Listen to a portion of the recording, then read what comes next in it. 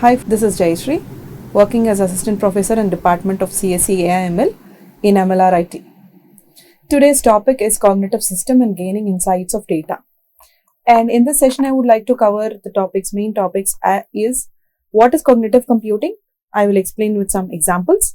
And IBM Watson, which is majorly used in healthcare with few examples. And what are the case studies used by IBM? And how is the data gained? What are the insights for it? I will be using a few steps for it. I will be explaining in steps. And what are the techniques and tools for gaining insights? And what are the applications and benefits of gaining the data is today's topic. Okay, today's topic which I would be covering. Right, going into the topic, cognitive computing is a learning environment. And in this learning environment, there are two stages like current construction and stable cognitive elements. In current construction, we would be getting the learning from the environment like textbook, teacher, like a mentor, and we'll have some hands-on experience through doing some tasks with some emerging ideas. We'll be using some emerging ideas in thinking and learning process. Before that, we will be seeing what is a construction, current constructions and stable cognitive elements. In stable cognitive elements, there are frames of thinking, how we think using MOUs, and what are the preconceptions. We will be using some preconceptions in MOUs by knowing their interests, by knowing the goals in it, and the schematic primitives, some schematic elements which are used for knowing the schema of performing the stable cognitive elements, and knowing the primitives of it using cognitive tools, and also the elements of languages, right? In stable cognition, we have few questions, we have peer groups, demonstrating experiments. These are all comes under stable cognitive elements. In current constructions, we will be getting the input data in the form of learning environment like textbooks, teaching, hands-on experience using few tasks. Now, in this current constructions, we'll be having questions, the observations, descriptions, expectations, explanations and meaning. This is all about the data which we are getting it from the environment. And stable cognitive element is the combination of cognitive tools and MOUs, right? So here, after getting all the data, what is a procedure being done in cognitive system? The procedure is, we'll have an idea processor, where that processor will form as nodes, and it will have a network. Every node will be having a network having interconnection between the resources, and the data which is being connected, it will be sent in the form of thinking to the current construction. That is, it will be your learning, the data which is sent in the form of thinking, this will be formed in the form of idea, and you will apply that idea onto the data which is sent for thinking to the brain, and it will use the idea and it will give some learning out of it, right? This is the basic information which happens in the brain of a human. This is shown in a cognitive system format. Okay, now like this, explaining the same concept in a different form is, it is basically, cognitive system is based on the scientific disciplines of AI and the signal processing, right? After performing or after having that scientific disciplines, we'll have that particular data that will be sent to some platforms. Like the platform uses machine learning, reasoning, natural language processing, speech recognition, vision, human computer interaction, dialogue, narrative generation. These information will be shared among different technologies. After sharing the information, the cognitive computing improves human decision making, right? And after that, the accuracy of the model, it shows how the human brain or how the human senses will react or respond to in particular stimulus, right? After that, the cognitive computing applications will adjust the content for a particular type of audience. Now, it is not common for all the people. Instead, it will change the action depending on the person opposite, that is the audience, or depending on the question what is asked. Your cognitive system will have the information and it will act according to the question given by the applicant. And cognitive computings are more effective and more influential by design. Let's see the example for it. We have a self-aware software. We have a open source software which will extend the functionality by means of interactive dialogue, and it actively assist programmer in debugging, right? And the next example is, we'll have the software and that is sent to adapt the cognitive network. Now I have the data and that will extend some functionality by means of interacting to other systems, and it will take the assistance of different programmers to debug the data.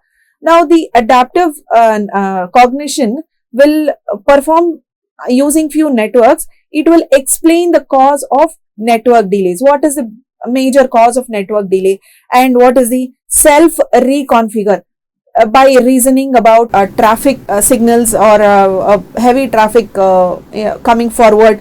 What are the anomalies in it? It will give the information prior, and it will learn and adapt to new attacks coming. The prior information is given that there is some threat going to happen in so and so area, so it will adapt the information which is given prior, and it will attack in such a way that it is giving a problem solution. The next is, after having a network, it will instruct the agents or perceptives, like it personalize via learning and reconfigure by NL requests. Like example, what do you want me to become, right? If you request such question, it will reconfigure the answer and it will improvise and give it to you. The next is perceive. It will perceive the importance of the thread in large amounts of data. Next, it is sent to intelligent multi-agent systems.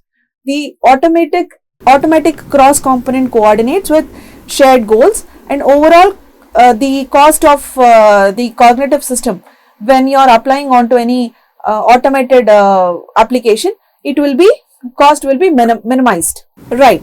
IBM first introduced Watson, the system called Watson, and it has become a major revolution at that time, that it was a big success in medical field by diagnosing multiple diseases and treating the patient without waiting for a doctor, and it was a very big success in that particular era. Now, talking about IBM Watson, cognitive systems are creating a new partnership between humans and cognitive system, right? Humans excel at common sense, morals, imagination about anything which is about to happen, about an event. They'll have some imagination, and they'll have compassion of completing that event in a successful manner, and they will have the abstractions of inputs of information about the previous event which already happened to make more better. And they'll be in a dilemma whether the event can be finished successfully, or they'll have any threats in it, or they'll have any glitches in it. They'll have some dilemmas before conducting an event, and they'll be dreaming that the event will be successfully completed with a huge amount of responses from the audience.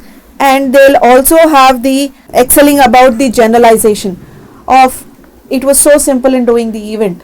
Like when you compare it with cognitive system, it excels at different locations. It also talks about the nature machines, and the endlessness of the event without any effort applying onto it. Your event will be successfully completed without the any more effort by the human. Okay, so this IBM have excelled in creating this system called Watson using cognitive computing by completing different events and different tasks very easily without any effort and errors. Right, one of the most notable example of cognitive computing in action is IBM Watson, particularly in healthcare sector, as I was previously telling. Like when you're talking about Watson in cognitive computing, it is capable of processing and analyzing massive amount of data in real time, and it leverages natural language processing and machine learning of Swift through vast medical literature and research papers.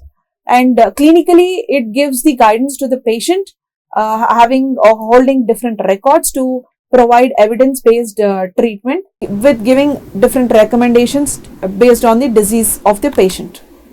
Now, when you see the case study of IBM Watson, Watson has employed to, in case if the patient or problem is related to oncology, Watson has been employed to assist doctor in diagnosing and treating cancer traditionally. Traditionally, something that we treat manually using a doctor, going to a doctor, and he writes different tests for diagnosing, getting the report for the test, and then you perform the next process is traditional. Your oncologist must manually review excessive patient data, medical records, and the latest research to recommend a treatment plan. Okay, this process is time consuming and prone to human errors. So, given the sheer volume of new medical information published daily, Watson can process hundreds and thousands of documents in seconds, identifying relevant information and presenting it in easily digestible format. Right, that's the major advantage. And for instance, when a patient with a rare type of cancer consults an oncology, Watson can quickly analyze the patient's medical history, genetic information, and other relevant data. It can then cross-verify or cross-reference this information with latest research and clinical guidance to suggest potential treatment options. This helps doctor to make more informed decisions, potentially leading to better patient outcomes. And the major thing is Watson recommendations are not meant to replace doctor, but to provide them with a comprehensive overview of a latest and most relevant medical information. What are the gaining insights from data? Now we'll have the data for performing some actions. Now what are the basic insights in it? It is the digital age.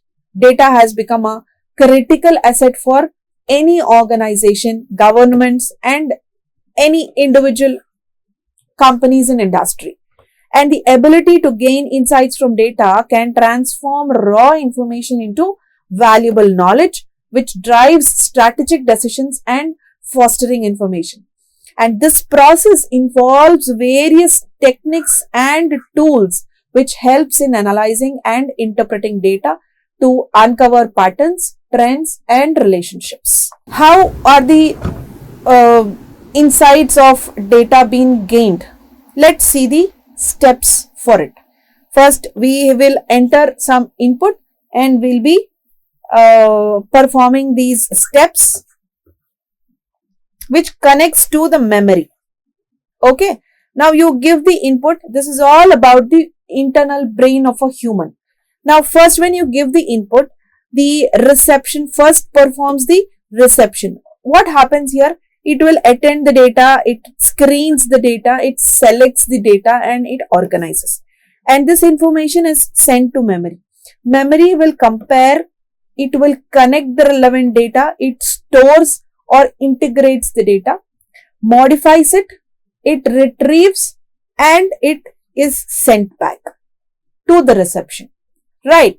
Next, perception. Now you give some information related to perception. Your Perception will identify what category or what domain does your data belongs to.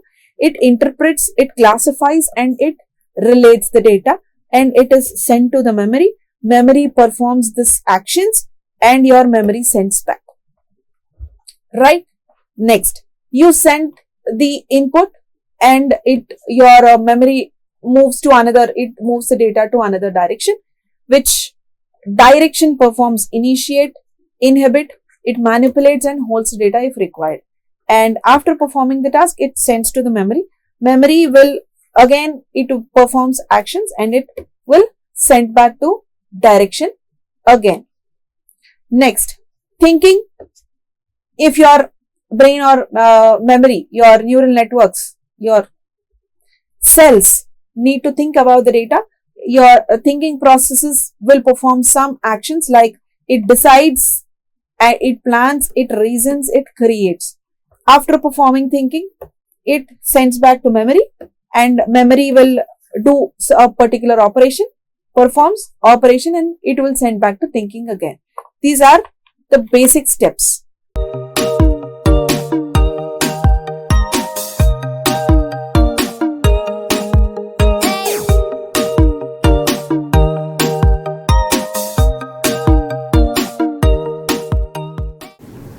Okay, let's see in detail.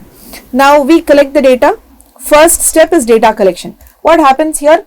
It gains the insights from data which is collected relevantly, and this comes from various sources including database, surveys, social media, sensors, and more.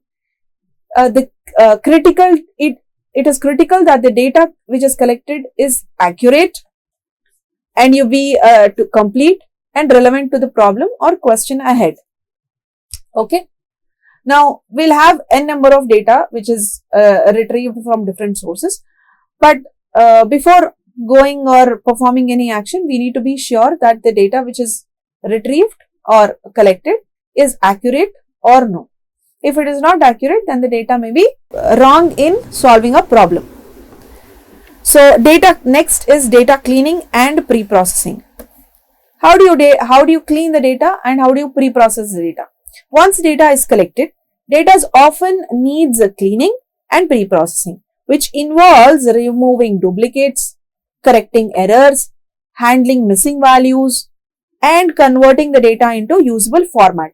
Now this data which is used for cleaning, it ensures the quality and reliability of the data, which is essential for accurate analysis. Next is data exploration and visualization. Data exploration and visualization tells you that before dividing into detailed analysis, exploring the data is essential to understand whether it is having the basic characteristics, and data visual tools such as charts, graphs, dashboards, these all can help to identify the pattern outlines and trends. The visualizations make complex data more accessible and understandable, which provides a quiet overview of the data's main feature. Next is data analysis. This is the core step where we perform different statistical methods and machine learning algorithms which are applied to extract insights from the data. Now this descriptive statistics which helps to summarize the data, while inferential statistics allow many predictions and generalizations. Talking about ML algorithms, these are used to identify complex patterns and relationships that might not be evident through simple observations. And interpretation, insight of generation. After analyzing the result, which is need to be interpreted to general actionable insights. This involves understanding what the data tells us about the problem and how it can be applied to the real world scenarios. And these insights which are gained can inform decision making, statistical development, and problem solving. Right? Next is communication and action. After interpreting and inciting into the generation, we will talk about the communication and what action is performed onto it. Finally, the insight must be communicated to the stakeholders in a clear and conscious manner. Right? Now, this effective communication involves not just presenting the data and finding, but also explaining their implications and recommendation actions. Now, this step is crucial for ensuring that the insights lead to information decisions and practical outcomes. What are the techniques for gaining the insights and what are the tools used for it? First first technique is statistical analysis.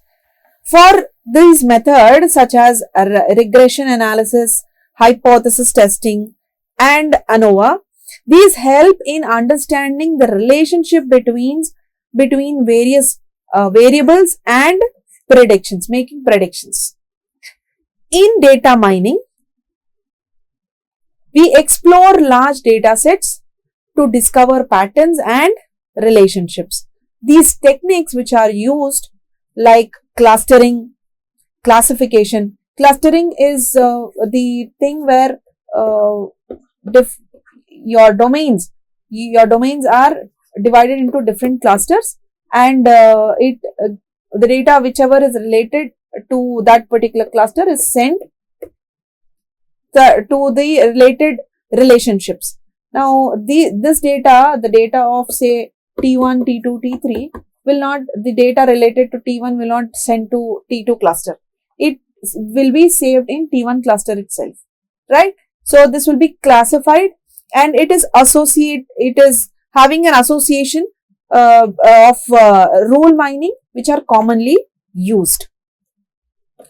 And in machine learning algorithms like decision tree, neural networks, support vector machine, SVM, these can learn from data and can make predictions or decisions without explicit programming.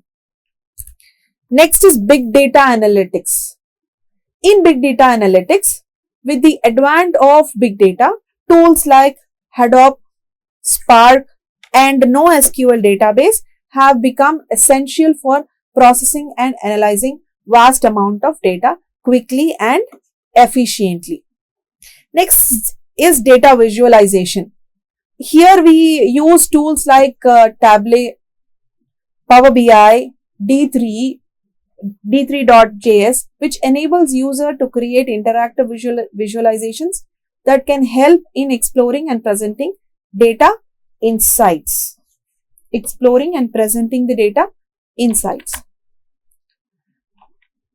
Right.